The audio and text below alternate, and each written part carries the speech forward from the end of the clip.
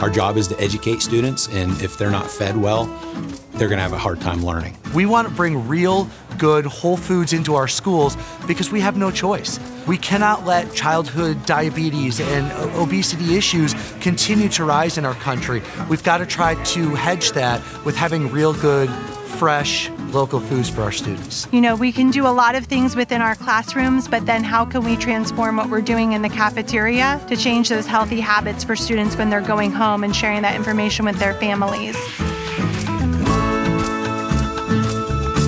Farm to School is really any way that you're connecting kids to the food system.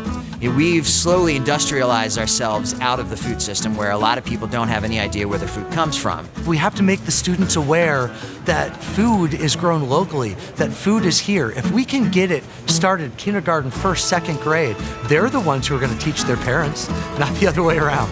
It's very, very important to have local products. It helps your economy, it helps everybody in your community, and it also creates a tight-knit community.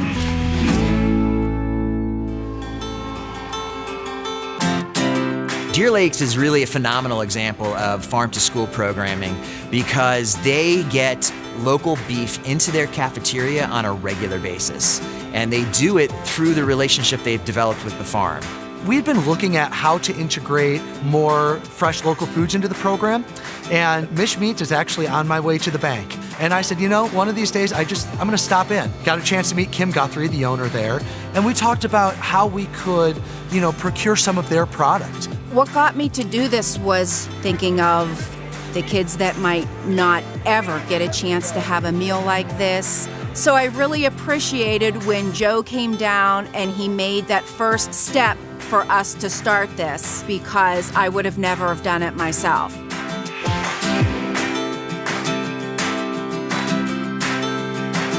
Our students love Comfort Food Thursdays. It's something that we talk about, something that I remind them that it's coming, and when they see other adults trying it, they get excited about doing it and they love it. Sometimes, unfortunately, healthy is a bad word, but if we say your comfort food, people can really buy into that and they get into it. After eating the Comfort Food Thursday foods, all the fresh food, it makes you feel like you just came from a nice family meal at grandma's house. It makes you feel more cozy inside. If you can give them at least once a week a nice home-cooked meal, I think that makes all the difference in the world.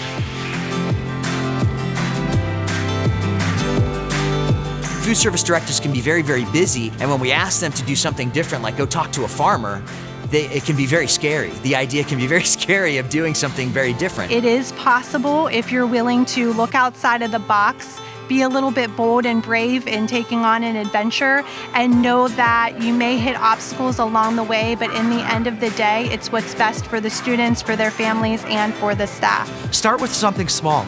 I think making your own dressings is a huge start. Pick a product. Maybe it's fresh broccoli. Maybe it's apples. Apples are easy in Pennsylvania. We produce so many of them.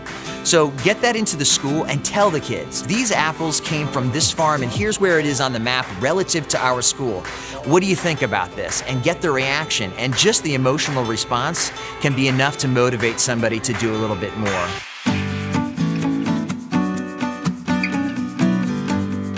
Budgets are a challenge that all districts face. A lot of what we have done has been grant funded, and we go after every grant we can find. The fruit tree orchard that we planted in May of 2017, I heard of the idea from another district, and I contacted the Fruit Tree Foundation of Pittsburgh, and we wrote the grant for this to qualify, and through the grant we received all of the trees. We were able to bring several tower gardens into our building, which we use in our wellness classes as well as our K-2 instructional classrooms. In those places, the children were able to explore the whole idea of planting and watching seeds grow into fruits and vegetables, and then what those fruits and vegetables do for their body.